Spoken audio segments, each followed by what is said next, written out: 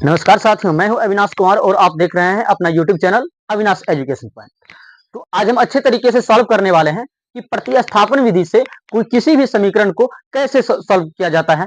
विलोपन विधि होता है, प्रतिस्थापन विधि होता है और वर्ग गुणन विधि होता है ना। तो उसी में हम प्रतिस्थापन विधि को देखने वाले हैं, क्योंकि एग्जाम में कई बार पूछा भी गया, हर एक बार पूछा जाता है कि निम्न समीकरणों को जो है विलोपन विधि से हल करें, प्रतिस्थापन विधि से हल करें या वर्ग गुणन विधि से हल करें। कोई विधि बोल देगा लेकिन आंसर उतना ही आता है तीनों में, तीनों विधि से हल करते हैं तो, है ना। तो अगर आप जिस विधि से बोलेगा बनाने के लिए, उस विधि से आपको क्या करना पड़ेगा, समीकरण को सॉल्व करना पड़ेगा, है ना, तभी पूरा का पूरा नंबर मिलेगा। तो चलते हैं अच्छे तरीके से, एकदम एकदम ही अच्छे तरीके से समझेंगे प्रतिस्थापन विधि को, किसी भी समीकरण को कैसे बनाया जाता है ना। 100% समझ में आएगा। तो चलते हैं, यहाँ पर हल लिखते हैं। समीकरण है, मेरे पास समीकरण क्या है, 3x + 4y = 10, 2x - 2y = 2। यहाँ पर आपको धुंधला दिखता होगा क्योंकि लाइट है, लाइट का जो है ना वही चिन्ह दिखाई पड़ता है। तो देखते हैं अब हम क्या करेंगे। प्रतिस्थापन विधि में क्या करेंगे कि समीकरण 1 और समीकरण 2 दिख रहा है ना। समीकरण 1 और 2 में कोई एक ठो को क्या करेंगे, हल कर लेंगे, है ना। आपको मन हुआ तो समीकरण 1 को हल कर सकते हैं, आपका मन है समीकरण 2 का हल करने का, 2 का हल कर सकते हैं।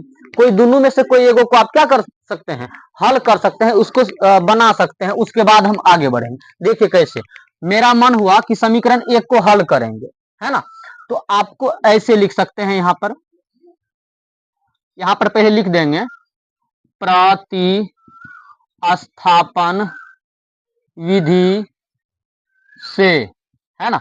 लिख देंगे समीकरण 1 को हल करने पर, आपको बोले हैं ना, आप समीकरण 1 को हल कर सकते हैं या समीकरण 2 को हल कर सकते हैं। तो मेरा मन हुआ समीकरण 1 को हल कर सकते हैं, आप 2 को भी कर सकते हैं। समीकरण 1 है 3x + 4y = 10, ये हुआ समीकरण फर्स्ट, है ना। ये अब इसको हल कैसे करेंगे, तो देखिए यहाँ पर 3x लिखेंगे, उसके बाद क्या लिखेंगे, बराबर 10। अब बराबर के इस पार में 4y है तो इस पार में आएगा तो -4y आ जाएगा, है ना।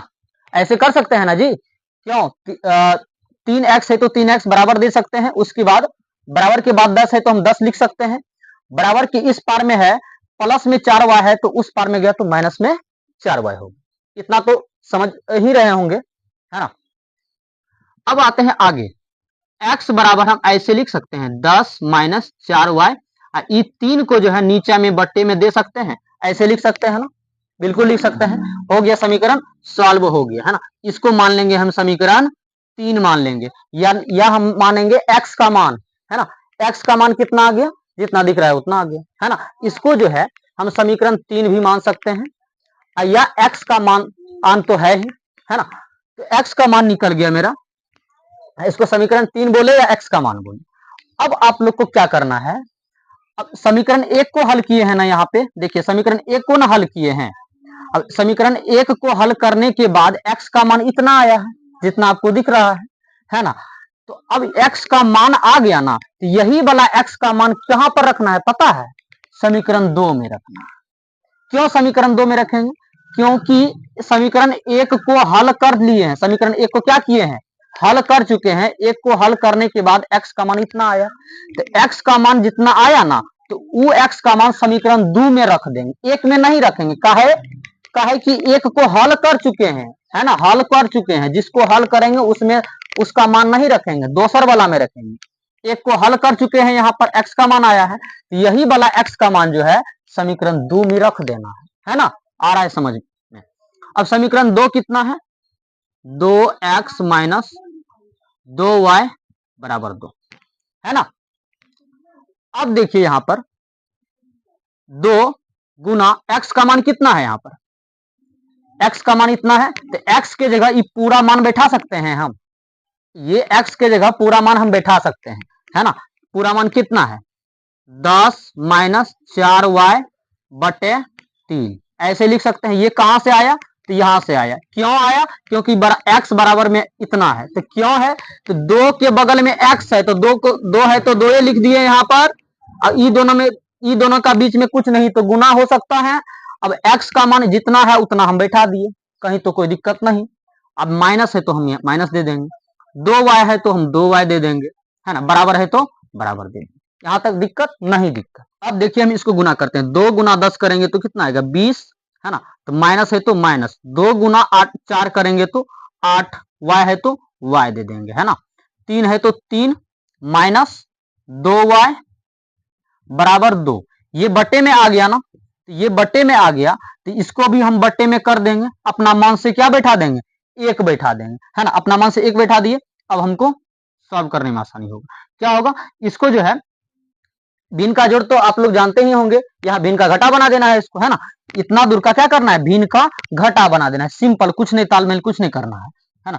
तो अब देखिए 3 और 1 घटा में, भिन्न का घटा में क्या करते हैं, नीचे वाला का एलसीएम लेते हैं, 3 और 1 का एलसीएम लेंगे, लॉस लेंगे तो 3 आ जाएगा, है ना।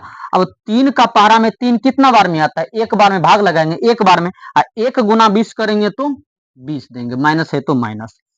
अब फिर जो है फिर 3 का पहरा में 3 एक बार में 1 गुना 8 किए तो 8y आया, है ना। अब देखिए यहाँ पर माइनस है तो माइनस, 1 में 3 कितना बार में, 3 बार में।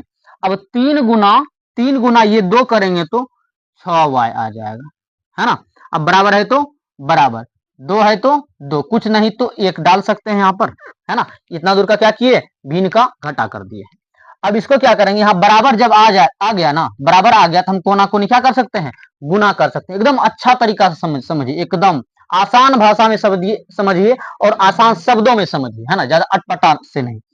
अब इसको क्या करेंगे, कोना कोनी गुना कर देंगे, मतलब कि तिरछी गुना कर देंगे, है ना। तो अब देखिए यहाँ पर इसको कैसे करेंगे, कोना कोनी गुना कैसे करेंगे, 1 को इस सब से गुना करेंगे और 3 को 2 से गुना करेंगे। तो 1 को इस सब से गुना करेंगे तो उतना ही आ जाएगा, हम उतना ही लिख देते हैं, है ना। 1 को इस सब से गुना करेंगे तो उतना ही आ जाएगा, बराबर है तो बराबर। और 3 को गुना कर देंगे 2 से, है ना, कि कोना कोनी गुना, 3 को कर देंगे 2 से तो कितना आ गया, 3 दूना 6 आ गया। इसको हम सॉल्व करते हैं तो माइनस 8y माइनस 6y बराबर 6। 20 जो है ई बगल में प्लस में है, ऊपर आएगा तो माइनस में चला आएगा, तो कितना आएगा minus 14y minus 8 minus 6 minus 14y। अब बराबर 6 में से 20 गया तो कितना बचा, तो माइनस 14, माइनस माइनस खत्म। तो y बराबर कितना बचा, 14/14 खत्म। y का मान कितना आया, 1, कितना आया, है ना। 14 एकम 14, y का मान कितना आ गया, 1 आ गया मेरा y का मान, है ना। अब आया है y का मान, अब हम क्या निकालेंगे, एग्जैक्ट x का मान निकालेंगे, एकदम अच्छे तरीके से समझ के एकदम अच्छे तरीके से बनाना है। y का मान 1 निकल गया। अब ये y का मान क्या करेंगे, जैसे करते थे वैसे करना है। क्या करते थे, यह नहीं करते थे कि y का मान जो जितना आया उतना जो है समीकरण 1 या समीकरण 2 में हम पटक देंगे, है ना। आपको मन है 2 में पटकने का तो 2 में पटक दीजिए, 1 में पटकने का है मन तो 1 में पटक दीजिए। y का मान तो 1 है ही, कुछ में पटक सकते हैं, 1 में मन है तो 1 में पटक दीजिए, है ना। अब यहाँ पर लिखेंगे y का मान समीकरण 1 में रखने पर, y का मान कहां पर, समीकरण 1 में रखने पर। तो समीकरण 1 कितना है, 3x प्लस 4y बराबर 10 है। तो 3x प्लस 4, y का मान 1 है तो 1 लिख सकते हैं, 10 है तो 10, 3x यहाँ पर 4 है ना, 4 है तो 4, तो 4 गुना 1 करेंगे तो 4 बराबर 10। अब देखिए